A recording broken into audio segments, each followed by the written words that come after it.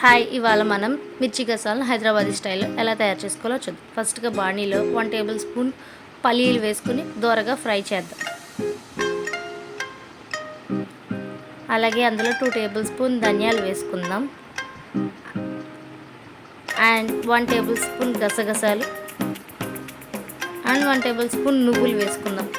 ఇందులో కొబ్బరి పొడి చివరిలో వేసుకుందాం, ముందుగా వేస్తే మాడిపోతుంది కాబట్టి. ఇవి బాగా ఫ్రై అయ్యాక ఎండింగ్లో 2 టేబుల్ స్పూన్ కొబ్బరి పొడి వేసుకొని లైట్గా ఫ్రై చేసి దింపేసుకుందాం. ఒక ప్లేట్లో వేసి చల్లారి పెట్టుకుందాం.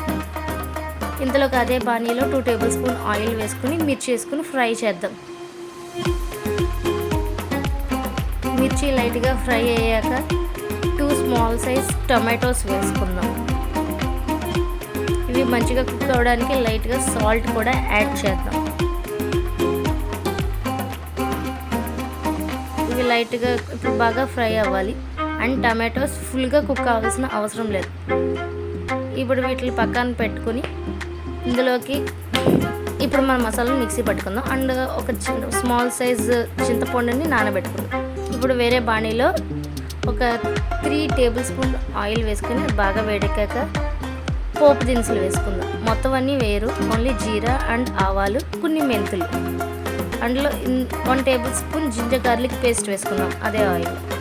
ఇది పచ్చివాసన పోయే వరకు ఫ్రై చేయాలి. అందులో కొంచెం సాల్ట్ అండ్ కొంచెం పసుపు అండ్ 1 స్పూన్ కారం వేసుకుని బాగా ఫ్రై చేద్దాం. ఇది బాగా ఫ్రై అయ్యాక అందులో ఫస్ట్ మనం మిక్సీ పట్టుకున్న మసాలా పేస్ట్ని వేసుకుందాం. ఇది బాగా కుక్ అవ్వాలి. కొంచెం బాగా కుక్ అయ్యాక కొంచెం కరివేపాకు వేసుకుందాం. అందులో ఇంతగా తీసుకున్న చింతపండు పులుసుని వేసుకుందాం. కొంచెం నల్ల నువ్వులు కూడా వేసుకుంటే టేస్ట్ బాగుంటుంది. అండ్ ముందుగా మనం ఫ్రై చేసి పెట్టుకున్న మిర్చి అండ్ టమాటోస్ వేసుకుందాం. కొంచెం సాల్ట్ పడుతుంది కాబట్టి వేసుకున్నాను నేను. అండ్ కొంచెం వాటర్ యాడ్ చేసుకుందాం. ఇప్పుడు మూత పెట్టేద్దాం. మంచిగా కుక్ అవుతుండగా ఒక్కసారి మిక్స్ చేద్దాం, గ్రేవీ కాబట్టి అడుగు పట్టకుండా. ఇప్పుడు వీటిలో బాగా నూనె పైకి తేలే వరకు కుక్ చేద్దాం. మళ్ళీ మూత పెట్టి ఇప్పుడు మూత తీసి చూద్దాం. మంచిగా ఆయిల్ పైకి తేలింది. మన మిర్చి గసాల్ హైదరాబాదీ స్టైల్లో రెడీ అయిపోయింది.